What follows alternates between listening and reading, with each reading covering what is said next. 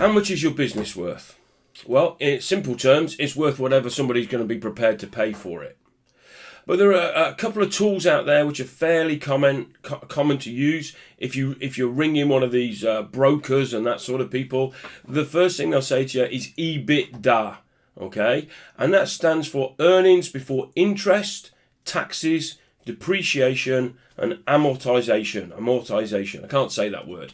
But amortization is depreciation of things such as licenses. So if you've got a 10-year license to operate in a certain sector, that's going to be worth a lot more money than if you've got 4 months left on the same license. So not too many people will be worried about amortization. But EBITDA, earnings before interest, taxes, depreciation and amortization. So not too complicated. The second one we kind of use more in the recruitment industry, NFI. And it's much easier, net fee income. Okay, so the money you're actually receiving rather than, the stuff you're paying out to the government in terms of PAYE, for instance. So net fee income, the addition of permanent fees to the net margin on temporaries or contracts, together with any other sorts of income. Maybe you're training your temporary workers, maybe you're advertising on behalf of clients. So additionally, so net fee income is the amount of money that you come and get into operate as a business. It's margin in the old days, okay? So once you've got your base figure, either the EBITDA figure or the net fee income information, so we're starting then to apply multiples to this. And sometimes if people in the tech industry in Silicon Valley, the multiples can be incredible. In fact, they can have negative, they can be losing money and still get multiples on the business if it's considered to be an outstanding business. So and the first thing to take into consideration, the marketplace in which you operate may well signify the amount of multiples that you're going to receive. So in the recruitment industry, fairly common is 1 to 2 times multiples being applied. Okay, and it depends on the industry that you're again. Maybe if you're working in tech and you've got particular expertise in certain areas, then the multiples you can apply to your recruitment agency or any sort of business can increase and go up. But generally in recruitment, I think 1.5, 2 times is a fairly common sort of figure.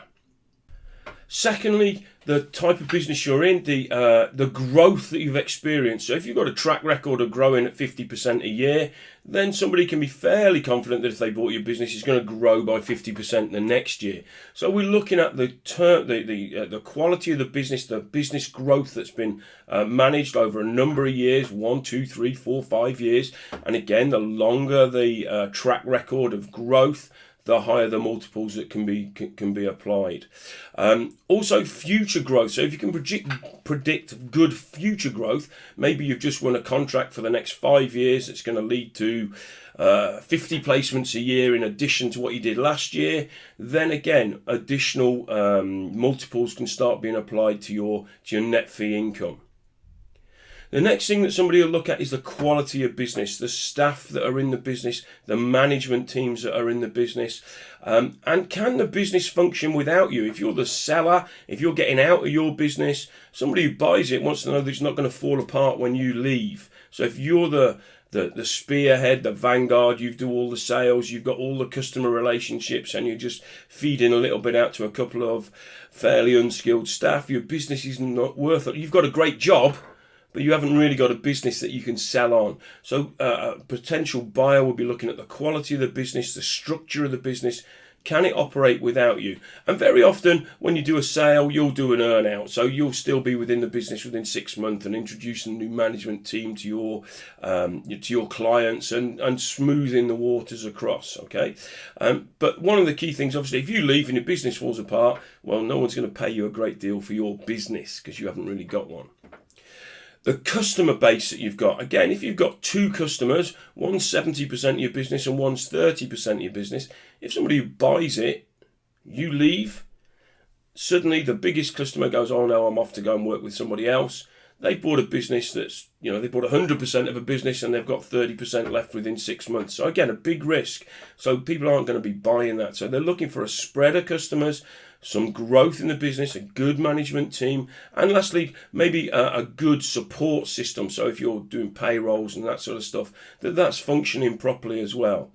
So EBITDA or net fee income as a base figure, and then the quality of your business, your systems, your clients, your growth and your projected future growth will all come into play as to whether you get 1 times that income or, I don't know, 50 times if you're in the tech industry in Silicon Valley and you've just invented a great new widget.